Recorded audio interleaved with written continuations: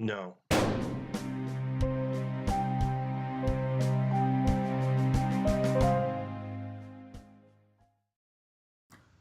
Hello, everybody. Zero interest. My facial hair is hidden behind my camera, so I just have a beard camera right now.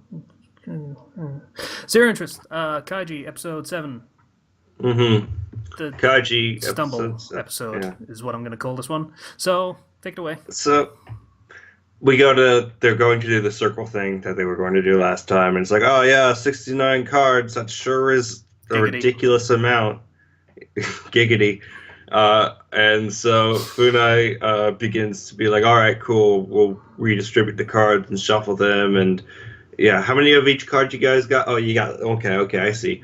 And so he starts shuffling. And while we were watching this, I was like, he shouldn't be shuffling. You shouldn't trust a guy with 8 stars to shuffle or do any of this. This is obviously a scam. Mm-hmm. And lo and behold, it was a scam. Surprise. Yeah.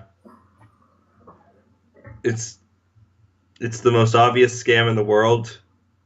And, he gives them, like, pretty much all the paper after redistributing it. So they do have all the paper.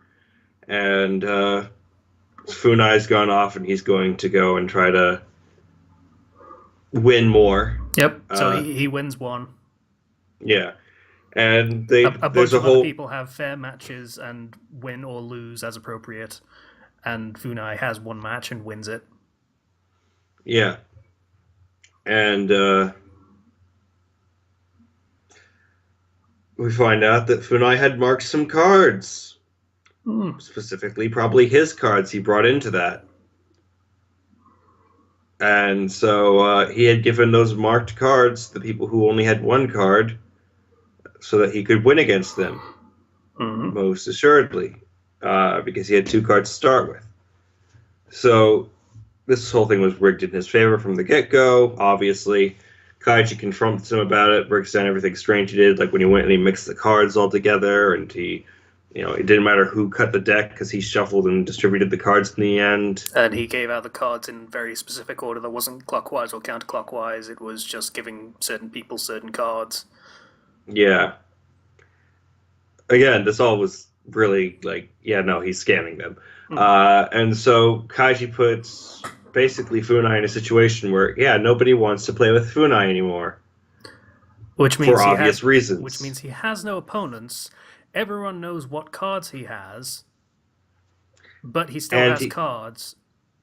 And he has 9 stars, so he could afford to lose a few just to get rid of those cards and not lose automatically. Yeah, so basically the scenario that exists at that point is Kaiji has him over a barrel, and then doesn't take the opportunity for some reason. This is especially weird because he did a similar thing with Kitami. Yeah, he did exactly the same thing with Kitami, yeah. And so, why doesn't this work for Funai? I don't know.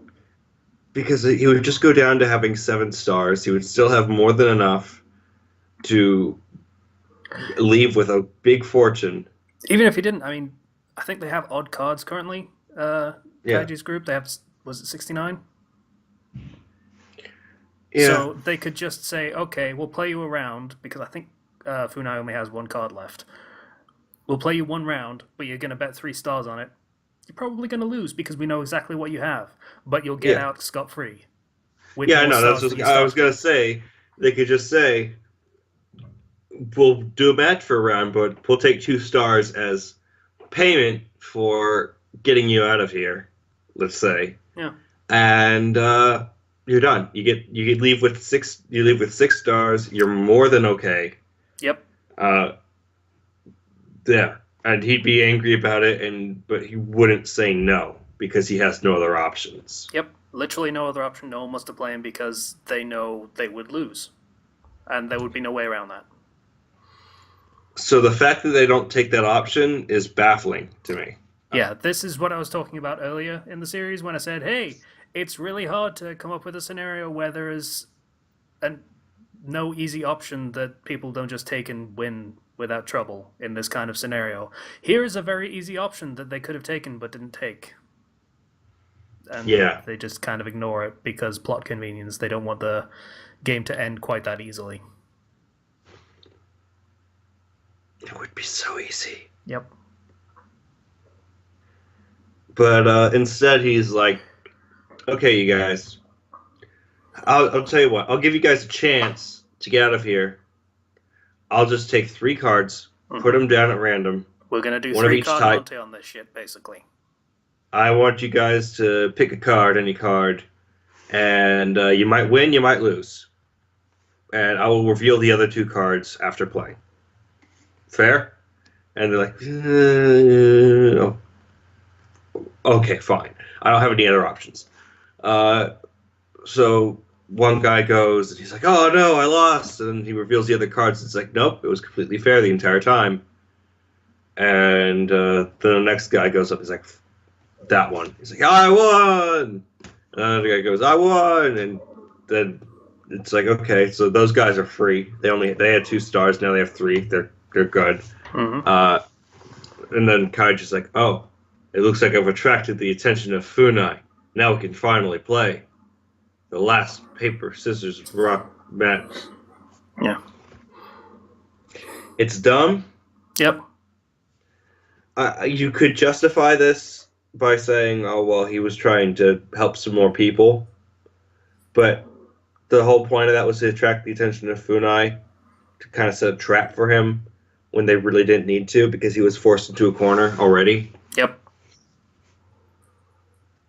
So, like, if somebody has watched the show before and they have a better explanation as to why, feel free to post in the comments. But honestly, I don't see any reason why they couldn't just go up to Funai. In fairness, I have watched this show before. I don't remember any circumstance that would preclude them from doing this exact thing that we're talking about them doing.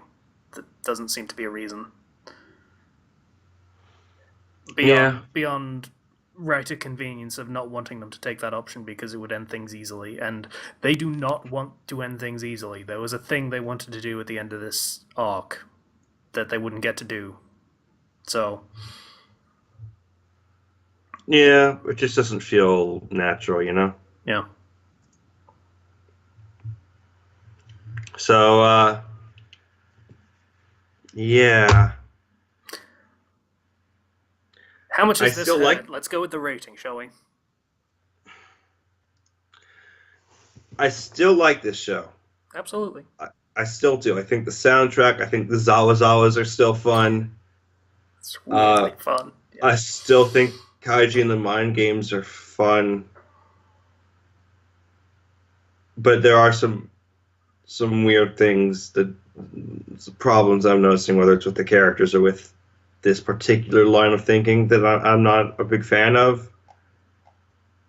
I'm going to knock it down to an 8 just because I don't have enough faith in it that it won't make the same mistakes going forward. And there's not... like, this is very much, it appeals to me, this genre of how they're doing it. But the mistakes that I'm seeing are kind of harming my enjoyment of it. Mm. I don't have zero interest in it yet. But I might by the end of this show. Got to keep the title in there somehow. It gets weird after the RPS arc, so... yeah. I'll keep watching. Like, it's not as low as some of Konosuba's lowest points in the anime, because Konosuba had some low points, and it's still really, really well written. But it's those dumb mistakes that you see in most stories that, like, stop it from being above other stories, I guess. I'm sorry if I'm speaking in vague terms, but no, that's all right. that's kind of where I'm at right now regarding this. Okay. Looking forward to seeing what happens next, I guess. I can see me in seeing me. Glasses reflection. Bye, everybody. Also, fuck off. Because that's the thing for British people. It says fuck off. So, thanks for watching. Zero Interest, episode 7. We'll be back on Friday with the next one. Yeah, I'm just trying to keep conscious of the planning for things in the future. All right, so thanks for watching. Bye, everybody. Bye. Bye.